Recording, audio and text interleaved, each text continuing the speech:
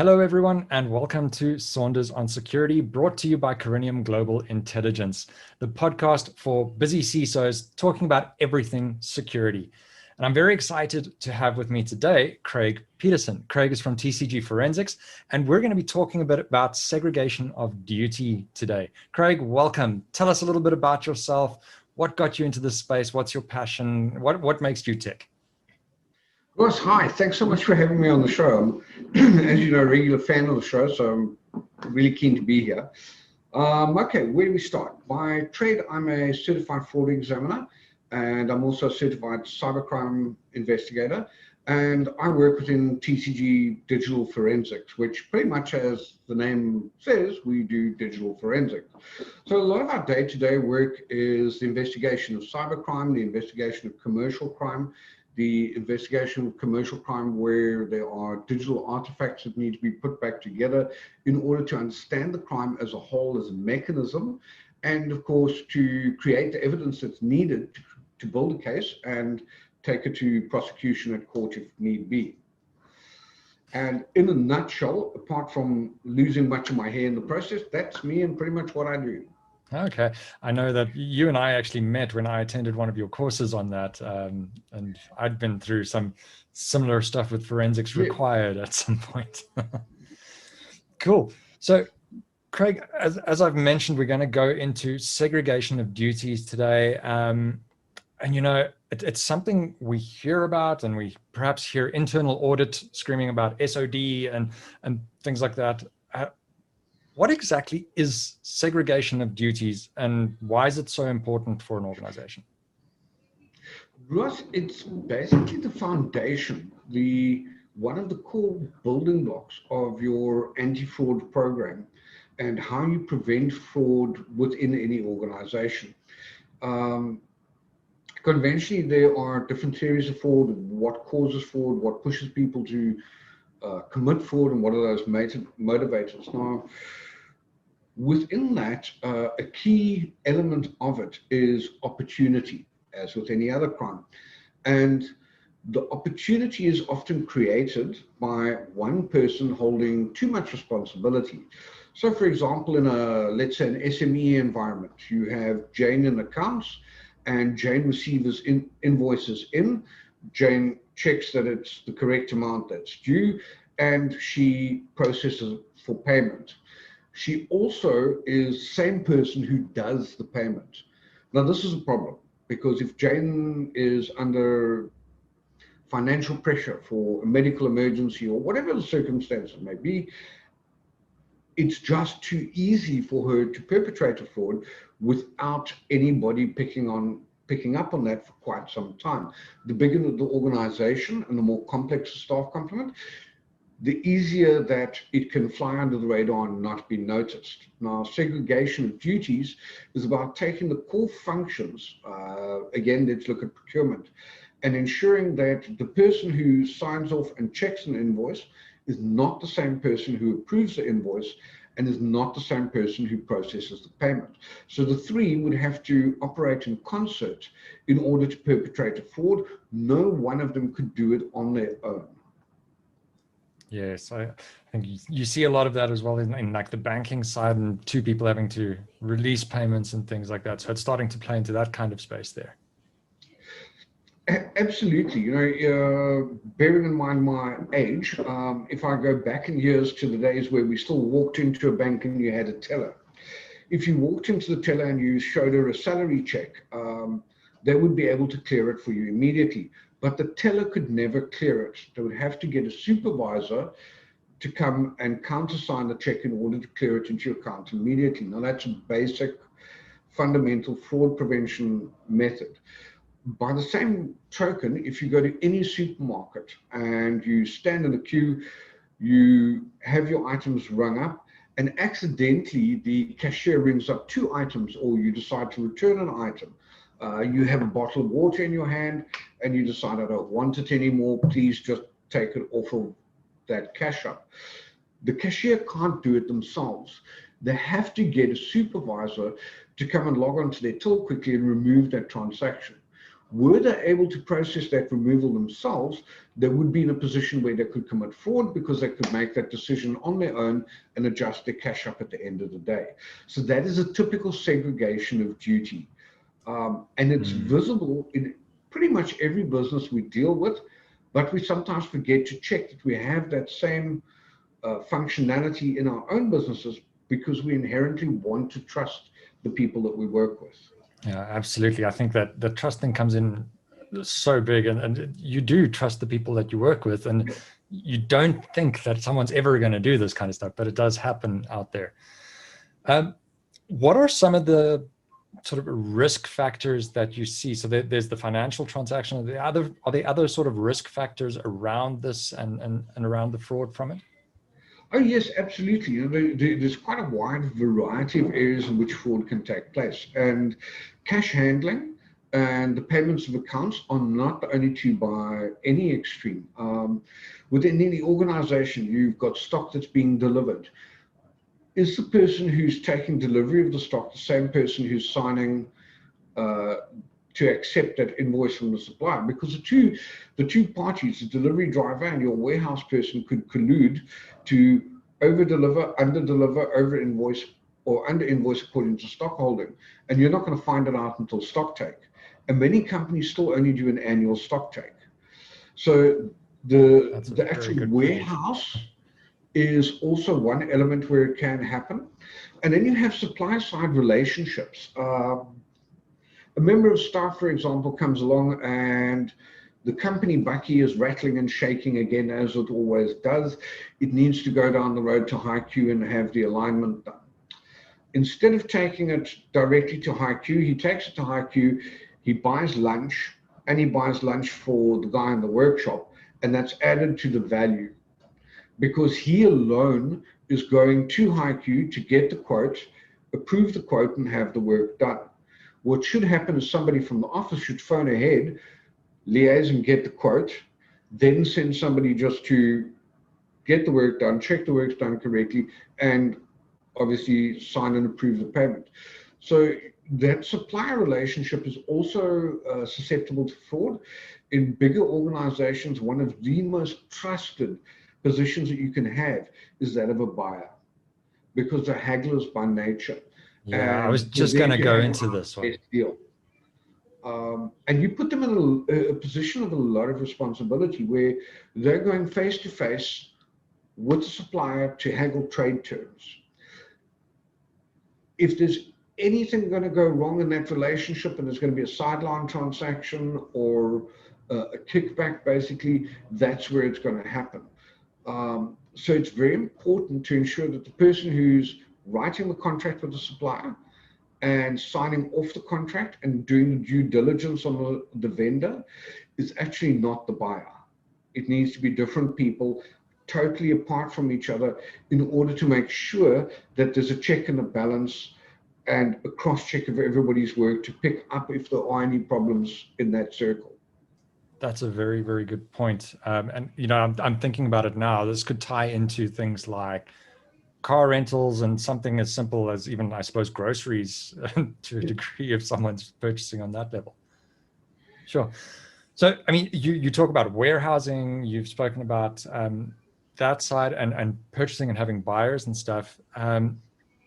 With segregation of duties, is it something that we can see in a smaller company? You mentioned SMEs earlier. Is it something we see in small companies a lot, or is this sort of a luxury for larger enterprises? How do you see it playing out in the different spaces? Well, it's scalable. There's a scale to it according to the size of the organization. And if you look at an organization that's got 300 or 400 staff, it's pretty easy to segregate duties according to different functions, different departments, and to split it up and have self-checking mechanisms. But you raise a very good point. What do you do where you're in the SME environment and you have 5 staff? It's very difficult to segregate those duties without becoming onerous and making people do double work. But there are still certain things that can be done. And within that micro enterprise node, one of the dynamics that's really prevalent in South Africa is an abrogation of responsibility. Now, this grows out of the entrepreneurial flair. where John is a really good mechanic, loves working on cars, he's passionate about what he does. So one day he kicks up and he opens his own business. And 6 months later, his passion for cars and the way he communicates with people and the pride he takes in his work, well, it's infectious, and the customers are drawn to him. And he now needs somebody else to work in the business with him, and the business grows. Fast forward a year, and like many businessmen, John's now grown into a position where he hasn't touched a spanner in 6 weeks, but he's got a lot of paperwork to do for SARS. He's got UIF to file. He's got debtors and creditors to do, and he's monitoring stock on flow, and it starts to snowball. So John hires Susan, who's now going to do the administration. And John, unfortunately, forgets that at the end of the day, yes, he's a good mechanic, but his primary responsibility is the business owner.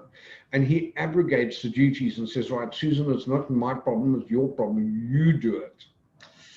That's all good and well until things don't really work anymore. And John no longer understands the systems that Susan has put in place to manage the business. And this is a really common small business dynamic in South Africa. And before you know it, there's money missing, and John can't understand where it's gone, because he's quite happily put that work onto her so that he can go back to doing what he loves rather than what he's obliged to do. And the key to it is simplifying things down a little bit. Saying, yes, Susan can load the payments, but she will print them and bring them to me. I will approve them. If they're not approved in writing, they're not going to happen. A classic example of this that we see every day in South Africa within cybercrime, and it is still a form of fraud, is invoice interception, where party A raises a valid invoice, they send the invoice to party B, and somehow you've got somebody, of course, in the middle who's now changed the banking details on their account. And the person in accounts, with the best of intentions and a little bit of telephonic pressure from some social engineering, got to get this payment through. They log on, they change the details. The person who does your payments in a small enterprise would never, ever, ever, ever, ever have the ability to change account details at all. That needs to be a second person. So you've got two sets of eyes reviewing it and saying, hey, wait a minute, why am I doing a business payment to Capitec account? Because Capitec don't do business accounts.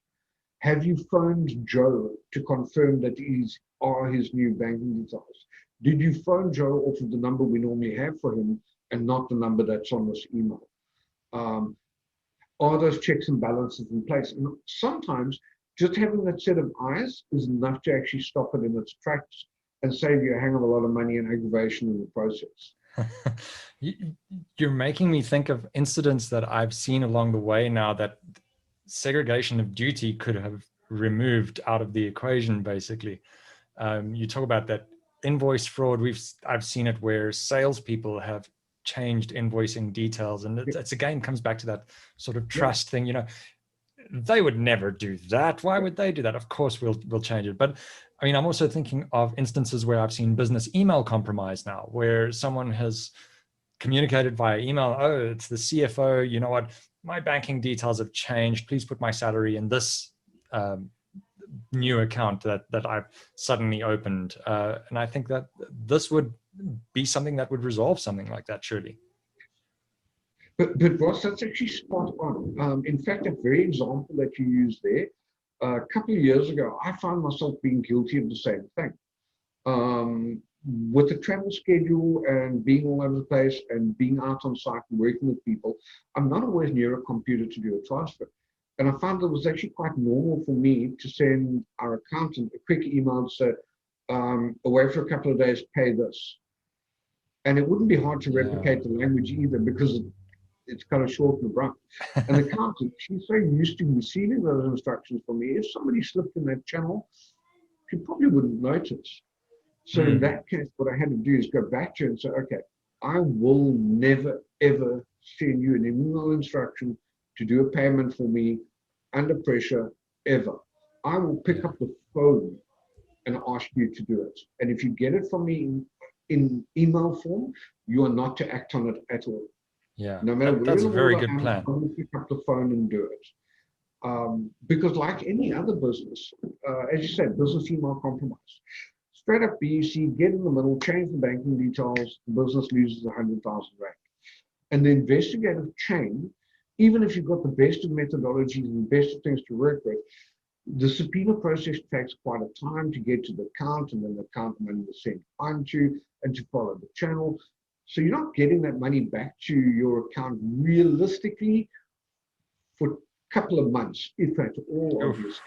But optimistically, that money is out of circulation a couple of months. Yeah. Now, that can cripple a business completely. It can really, really kill your cash flow, because whatever money you lose is coming off of bottom line profit. So it's not just 100,000 Rand, whatever your service or your product is. If you're making a 25% margin, for example, well, you've got to sell 400,000 Rand plus worth of goods to recover that bit that you've lost. So the impact more than the business is greater than we experience.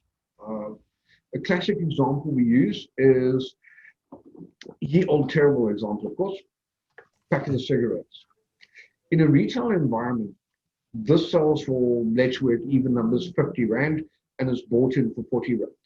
So if somebody in the store steals one packet a day, how many cartons of cigarettes does that store need to sell in order to cover the loss? Well, it's 20% margin. So for every one packet that's stolen, they have to sell 5 to cover what was stolen. So if you having one packet stolen a day, that's 150 a month that have got to be sold just to cover the loss, not the lost profits. Wow. And the calculation can get quite complex from there. So if you're not careful and managing the segregation of duty correctly, the ripple effect is going to be, it's going to be absolutely deplorable on your bottom line profit. That's so interesting. I mean, every time I speak to companies, it's kind of, I try and stress that the costs that you see at the top of things, be it from a data privacy perspective, if it's a fine or if it's a breach issue, it's the recovery and the forensics or anything like that. It's not the only cost that you see going missing. You've got opportunity costs that could come in there. There are other parties that need to get involved where you have to spend money for forensics or something like that. It's you've got phenomenal costs across the board, and that I'd never even thought about this one as a cost, so I can just add that in too. I'm going to make it even worse for you. Okay, I'm going to add the one hidden cost that the majority of people don't factor and don't see: the emotional cost. Oh yes. Okay. Now, the emotional cost in a small and medium-sized business is actually normally more than the intrinsic value of what they've lost. Because while the matter is still under investigation, while people are under suspicion, while you're making sure, is it business email compromise, is it internal theft, what has gone on here? During that whole process, it's consuming. And of course, you get tunnel vision. And there's an opportunity cost. You've lost opportunity. Your focus is not on the key metrics of the business. You're affecting morale. You're having sleepless nights. And your focus is not where it's supposed to be. And the overall cost of that shift in focus, a lot of businesses struggle to actually recover from that, even after they've recovered from the financial loss. It's the distraction and the lost opportunity and the morale within the business that has suffered. And that is incalculable. It can really be a monster. That's a really good point. I dealt with an incident a number of years back where it was basically I say just is a bit of a misnomer here, but it was an eavesdropping kind of thing where there was monitoring in the office without people being aware. And just that, I mean, that it wrecked morale, it wrecks the folks in the exco that are trying to deal with it at that level. That rubs off on the rest of the people too. And there's a vibe, like we talk about a vibe going on in an office. You literally get that, and it is, as you say, it's all consuming when it's happening, because it is so serious when it happens. Well, I've actually seen it double before, because You know how the whole business email compromise works, and the syndicates that work in it as well. And one of the favorite tricks is double dipping, because they've just taken you for an invoice now, but they've invested a lot of time and money and energy in what they've done. They're not just going to walk away. They're going to stick around, and they might give it a week or two, and then they're going to try again. And that's when they go for a big number, because they catch you at your weakest. Because everybody in the office is kind of walking around on eggshells, because there's money missing, there's fraud, is it in the computers, is it in the staff, what's going on here, who's responsible, are we responsible, is the client responsible? And everybody's so on edge that if you add in a little bit of social engineering and perceived pressure, and you bark at people on the phone, because I need this invoice paid now, why is it not paid, my business is going under, what are you trying to do to me, you're trying to wreck me, are you guys even legitimate, what's going on here? And you can really hammer the accounting staff, and that additional pressure, they crumble and they break process again, and they hit you a second time. Yeah, geez. So, because I mean, that would play on the fact that, you know, oh, we don't want another incident happening. We don't need one more thing happening. Let's just sort this out quickly. That's such a good point. So, you know, getting back to segregation of duty and all of that, you know, we talk about there being policy and there being rules and things like that. And, you know, we can put in segregation of duty and say, well, person A or person B needs to validate something. How does one audit segregation of duty? How does one validate that it's actually working and taking place? Like everything, and at the risk of being cheesy and corny, if you can't measure it, you can't manage it. There's no way. So it kind of starts before you can segregate duties, you actually have to have written job specifications, so that everybody understands what is their functions and what are their performance indicators. Once you've done that, and each person has got a written job description, then you can attach a responsibility to it, and you can see immediately as you write them up, wait a minute, there's too much responsibility on this person in this line. Yeah, I need to divvy that up. And it's very much a sit behind a computer and work it out kind of exercise, engage with the staff a bit to understand more about how things are being done. Self-checking mechanisms are always the best. So you can build a simple mechanism into it whereby 8 o'clock every morning, person A will get the purchase orders for the day in printed form, old school, so that they can double check them and check them against what's supposed to be paid. And they can check that the margins that are being applied are correct, and that the client is a known client. If it's a new client, then they to be a bit more ready.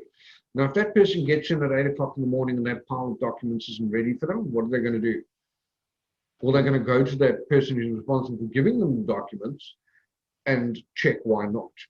They are then giving those documents when they're ready for payment to a third party who's going to load the payments, and possibly another one to release them if it's, you know, if it's slightly different. When it comes to changing of banking details, 2 people must agree on the changing of the banking details. The one person can correspond with the client via email. The second person has to correspond with the client telephonically. Yes, that is such a valuable thing. That. Yeah, how often do your suppliers and your clients change their banking details? Yeah, very if infrequently. If you're a small organization, it's actually not that often. Yeah. And it's nothing. It's 50 cents to pick up the phone to the number that you have for them and you're used to communicating with them, and to verify that. I have seen it go to extremes as well, where within my own company, for example, our accounts person has a filtered mailbox. No Gmail gets through, no Hotmail gets through, no Yahoo Mail gets through. I don't care. If I'm paying money to somebody, you need to care enough about your business to spend money on your email. Free doesn't cut it. Unfortunate for some of the smaller guys. And, you know, even there, if I have to turn around and say, look, I'll pay the 200 Rand for you to go buy a domain and have real email. I'd rather pay the 200 Rand than run the risk of losing money to an email compromise. And you break up your duties of who's responsible for verification of the client details, who keeps the client master list, We've all seen it within within a client engagement model, where you walk into the client and say, right, where's your client telephone list? And they'll haul out a spreadsheet and say, okay, if I go to John in sales, is his the same as yours? Oh. And within the office, you've got sort of 3 or 4 customer lists, and everybody's got different details because they deal with something. Okay, wait, this is going to be a recipe for disaster. It's not segregated. There's nobody responsible for that master list. And that's where you can stop a lot of the scammers and fraud in its tracks, by breaking up those duties, by double checking account details and having 2 separate people verify them all the time. And again, at its foundation, if I don't know what each staff member's duties are, how am I going to segregate it? Because I don't know what they do. Very, very valid point. And I mean, you speak to, just talking there, like I asked earlier, with this going to a small business, but I mean, you can have a master list, and that is, I would say, a good first step for this, because I mean, I'm thinking about my business now. Like, I actually do have a master list, and I'm basically one person, but there's a single point of reference for it. I don't have to go fishing for it. And even on my own, I don't want to fish for information within the business. That's probably a terrible terminology to use for this, or maybe a very valid one, using a fish terminology. Fishing yourself, yeah. Yeah. So, I mean, I think that's fantastic. And you've really brought us around to, okay, this is what it is. This is how it can be implemented and how it can be validated. Because I think at the end of the day, you need to validate that this kind of thing is happening. Craig, as we're going through to sort of giving us a bit of a wrap today, and you know, thank you for being here. I have one question that I ask pretty much every guest that's on here, and I'm very curious for your input on this, because I don't think I've had the same answer twice yet. What would you say if you had to give a chief information security officer or someone heading up the information space in a business, if you had to give them one quick win that would be like your top win in an organization, what would it be? One. I think the top win in terms of takeaway, and what people could take away from today's session, is quite simple.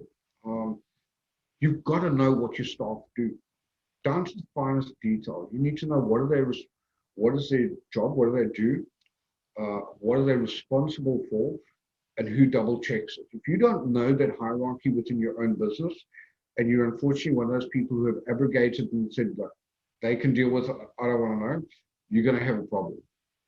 Know each staff member, what do they do, what are they responsible for, what are they accountable for, and who double checks who. If you just take that away, you're going to be in a much richer position in terms of fraud prevention overall. I think you mentioned such a valid thing there, and it's something that I was wondering if you were going to say, and you did, and that responsibility and accountability. I think people make a mistake that they say that those two are the same thing, and they actually are. There's different meanings to them, and I think it's very important to know who's responsible, but who's accountable as well. Craig, thank you so much for being on and chatting to us today. If someone wants to get hold of you, chat a bit more about what you do, the forensic side of things, segregation of duties, how do they go about getting hold of you? In a normal given business day, probably with great difficulty, I must admit. I think the easiest way to reach out is always over LinkedIn. It's one platform I do monitor quite closely. I only use it for business. There's no sort of social interaction on it.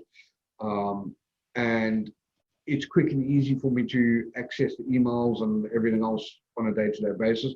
But LinkedIn, easiest way to stay in touch, keep up with the odd posts and what's happening in and around fraud and cybercrime.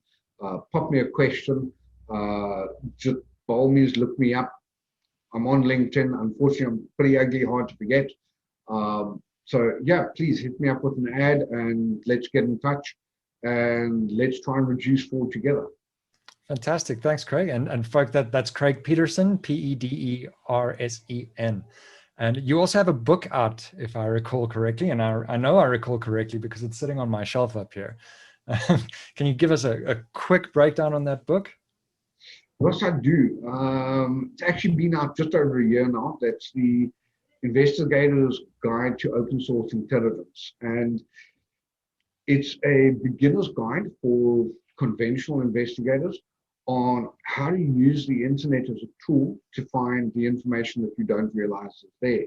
I think it's kind of common knowledge these days, or it's widely accepted, that the www, the World Wide Web, is only a fraction of the information that's out there that's accessible.